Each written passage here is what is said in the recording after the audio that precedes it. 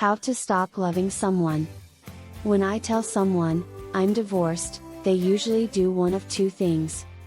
1. The awkward pause, then I'm sorry to hear that, or 2. The double take, then the awkward pause, then congratulations.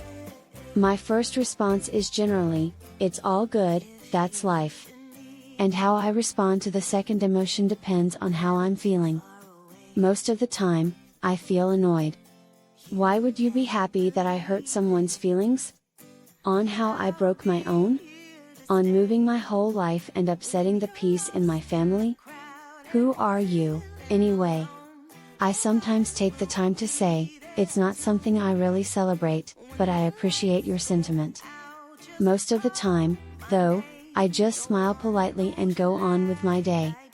The truth is that I loved my ex-husband when I left him. I really cared about him.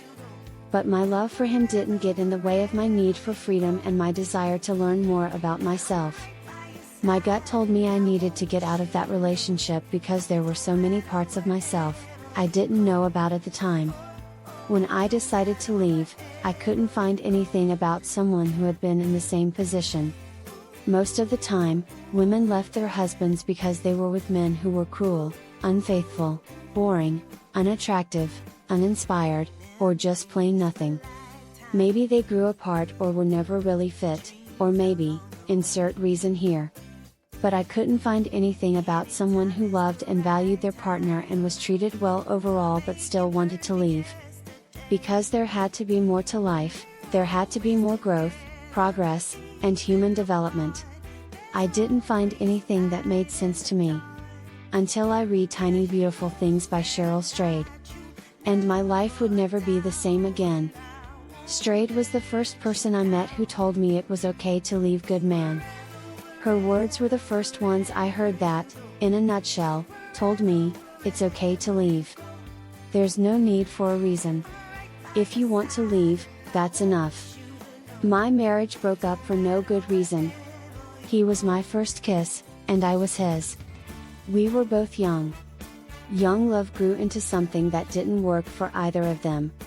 My relationship was beautiful, full, lively, and full of love. It had to end, though.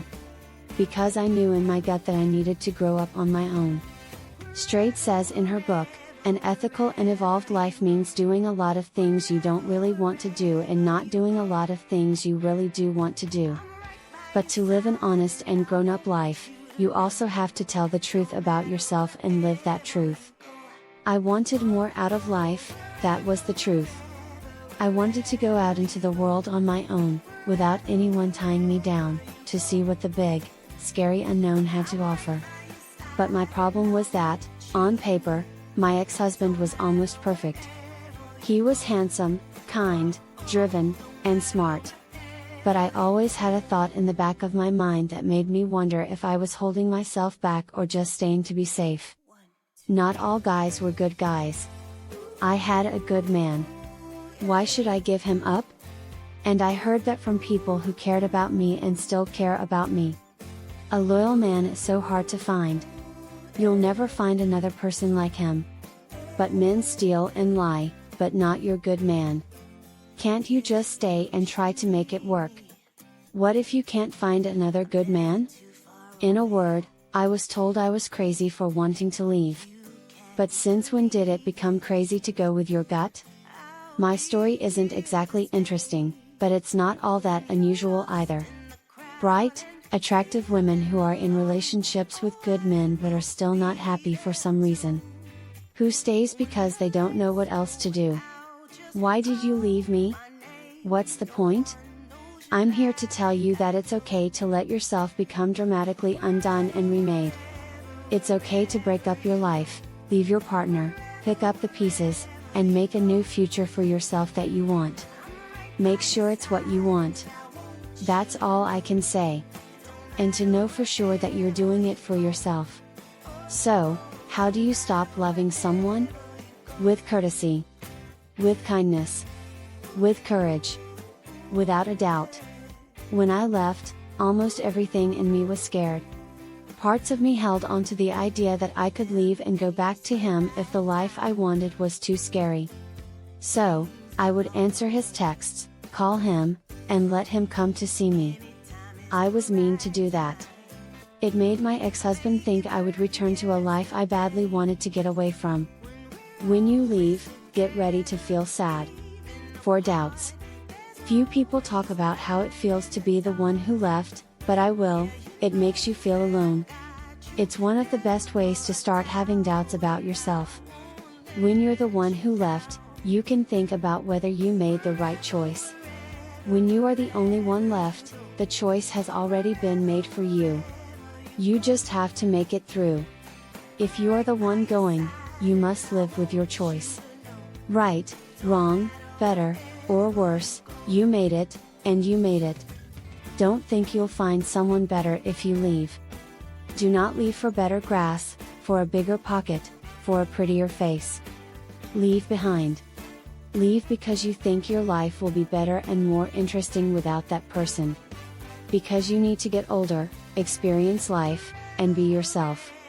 Because being alone is a better situation than where you are right now.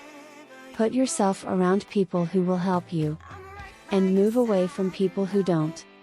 After I left my ex-husband, I didn't see my mother for almost a year. She had such strong doubts about my choice that her worries made me doubt myself. Every time we talked, her fears and worries got in the way. My family stopped talking to me because they couldn't understand why I would leave a man like my ex-husband.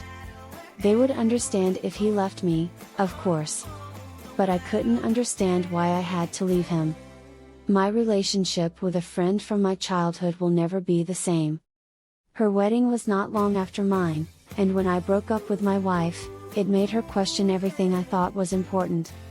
And my values were based on my happiness and growth as a person. Hers wasn't, and her sense of right and wrong broke our relationship for good. I spent time with people who thought my marriage to my ex-husband was important. Who wouldn't say bad things about him but agreed with my choice to leave him.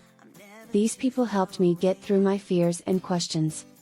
As women, we've been taught to put the wants of those we love ahead of our own.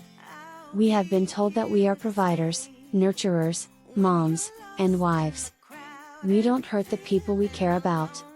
We make lives, not take them away.